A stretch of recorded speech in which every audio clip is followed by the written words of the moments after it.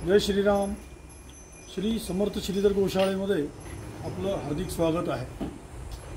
मित्रांनो, हा आता एक अत्याधुनिक पद्धतीचा गोठा आपण तयार करायला घेतलेला आहे.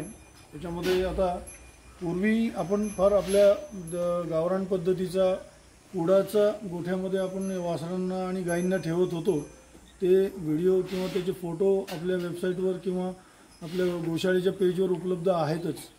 पण आता जास्त दिवस आपल्याला त्याच्यामध्ये तसं नाही ठेवता येणार, कारण नवीन अत्याधुनिक सोयी ज्या आहेत त्या उपलब्ध करायच्या असतील तर त्याच्यासाठी अत्याधुनिक पद्धतीचा गोठा बांधणं गरजेचं होतं.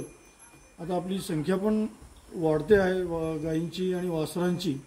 बघा, आता जवळपास 15 फूट उंच आणि 45 बाय 30 फूट रुंद आणि 45 फूट लांब असा जवळपास 55 ते 60 गोवंश मावतील, गोमाता त्याच्यामध्ये खूप छान पद्धतीने मावू शकतील अशा पद्धतीचा आपण गोठा तयार केलेला आहे. खाली पूर्ण बेड कॉन्क्रीट केलेला आहे. इथे यांना खाण्यासाठी अशा प्रकारची गव्हाण जी आहे ही आपण तयार केलेली आहे. एका गव्हाणीमध्ये चारा आणि दुसऱ्या गव्हाणीमध्ये पाणी अशा पद्धतीच्या यांच्या इथे सोयी तयार केलेल्या आहेत. तसंच इलेक्ट्रिसिटीचं तर आता इथं काम सुरू आहे. लाईट फिटिंग लवकरच कंप्लीट होईल. तर यांना सध्या व्हेंटिलेशनची आवश्यकता नाही आहे, कारण हे सगळं सध्या ओपन आहे. बघा, आपण याच्या व्हेंटिलेशनसाठी ही जी आहे जमिनीपासून 5 फुटाच्या वरच्या बाजूला जी आहे ही पूर्ण जाळी लावलेली आहे, जेणेकरून काही कबुतरं किंवा पक्षी याच्यामध्ये येऊन तिथे त्यांनी त्यांची विष्ठा टाकू नये किंवा काही घाण त्यांनी तिथं करू नये. तशाच पद्धतीने या गोठ्याच्या इकडच्या बाजूला जे आहे तिथे आपण पाण्याची टाकी थोडीशी वरच्या बाजूला करणार आहोत, जेणेकरून आपल्या गायींना 24 तास जेव्हा पाहिजे तेव्हा चारा आणि जेव्हा पाहिजे तेव्हा पाणी हे उपलब्ध होऊ शकेल. तर आता हे जवळपास 75 ते 80% काम इथलं होत आलेलं आहे. थोडंसं काम इथं बाकी आहे. इथे खाली आपल्याला भिंत किंवा पत्रे इथं लावायचे आहेत. थोडंसं निधीमुळं काम अडलेलं आहे. तर तुमच्यासारख्यांच्या दानशूर व्यक्तींनी थोडंसं जर याच्यामध्ये सहकार्य केलं तर आपल्या गोशाळेचं जे काम आहे ते पूर्णत्वास जाईल. तर मी आपल्या सगळ्यांना नम्र विनंती करतो की जे काही आपल्याकडून शक्य असेल तर त्या पद्धतीने आपण गोशाळेला देणगी द्यावी. आता इथे कोणत्या पद्धतीने एकतर आपण गोदान करू शकता. त्याच्यानंतर आपल्या जुन्या घरामध्ये किंवा आपल्या लहानपणी आपल्या इथं गोग्रासची एक पद्धत होती. म्हणजे घरामध्ये सकाळी स्वयंपाक झाल्यानंतर पहिला जो घास असायचा, पहिलं जे ताट असायचं, एक पोळी, थोडासा भात, वरण, ह्या ज्या गोष्टी आहेत या आपण आधी गोमातेला द्यायचो आणि त्याच्यानंतर गोमाता देवालाचं नैवेद्य आणि त्याच्यानंतर आपण ते अन्न भक्षण करायचो.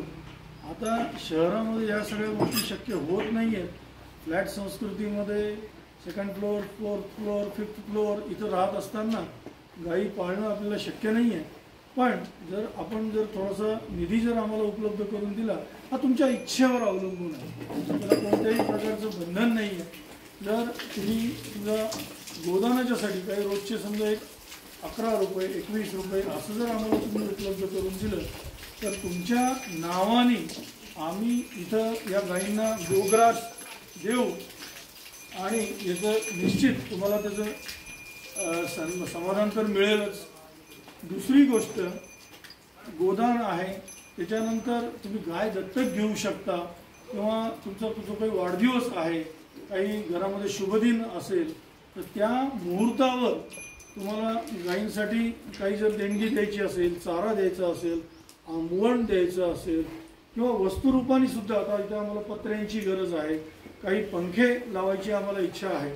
त्याच्यानंतर उन्हाळ्यामध्ये गायींना टेम्परेचर त्यांचं कमी करण्यासाठी एक फॉगर सिस्टीम येते, तर फॉगर सिस्टीम सुद्धा तुम्ही देऊ शकता. काही कॅमेरे आहेत, जर समजा आपण इथं वायफाय सिस्टीमचे जर काही कॅमेरे जर लावले तर या गायींच्या ॲक्टिव्हिटीज, अरे या गायींच्या ॲक्टिव्हिटीज ज्या आहेत त्या तुम्हाला ऑनलाईन किंवा प्रत्यक्ष बघता येतील. तुम्ही इथं पण येऊ शकता, इथं दिवस घालवू शकाल, इथं पूर्ण दिवसभर किंवा रात्री मुक्कामसुद्धा करायची आपल्याकडे सोय आपण केलेली आहे.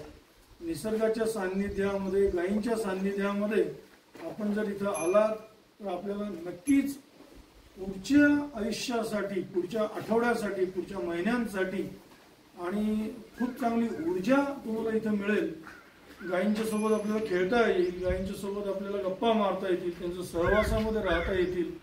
आता काल आमच्या एका गाईला खूप छान गोड असं पिल्लू झालेलं आहे, तर त्यांच्यासोबत सुद्धा तुमच्या लहान मुलांना फोटो सेशन करता येतील. आता हा जरा अर्जुन आमचा जरा खोडकर आहे, याच्यासोबत सगळ्यांना जाता येणार नाही, हा मला सुद्धा लवकर जवळ येऊ देत नाही, हे आपण बघताच आहात. पण असं काही नाही, यांच्या मूडवर असतं. तर आपण सगळे जर इथं आलात तर नक्कीच तुम्हाला पुढच्या आयुष्यासाठी खूप चांगली ऊर्जा मिळेल. रोज रोज मोबाईल, TV आणि आपले जे ऑफिसमधले टार्गेट्स ह्या सगळ्या गोष्टींना सोडून थोडंसं आपल्या लहानपणच्या आठवणी, आपण जसं निसर्गरम्य परिसरामध्ये राहत होतो, खेळत होतो, बागडत होतो, तर त्याच पद्धतीचं थोडंसं वातावरण आम्ही तुम्हाला इथं देण्याचा प्रयत्न करत आहोत. त्याच्यानंतर आपण इथे राशीवन नक्षत्र वाटिका आणि आपल्या जैन बांधवांसाठी तीर्थंकर वाटिका आपण इथं तयार करण्याचं मानस केलेलं आहे. झाडं आणलेली आहेत, काही झाडं आणायची आहेत, तर त्यासाठी सुद्धा आपण आपलं योगदान देऊ शकता. पुन्हा एकदा आपल्या सगळ्यांना श्री समर्थ गोशाळेमध्ये येण्याचं आमंत्रण देतो आणि इथं थांबतो. धन्यवाद. जय गोमाता.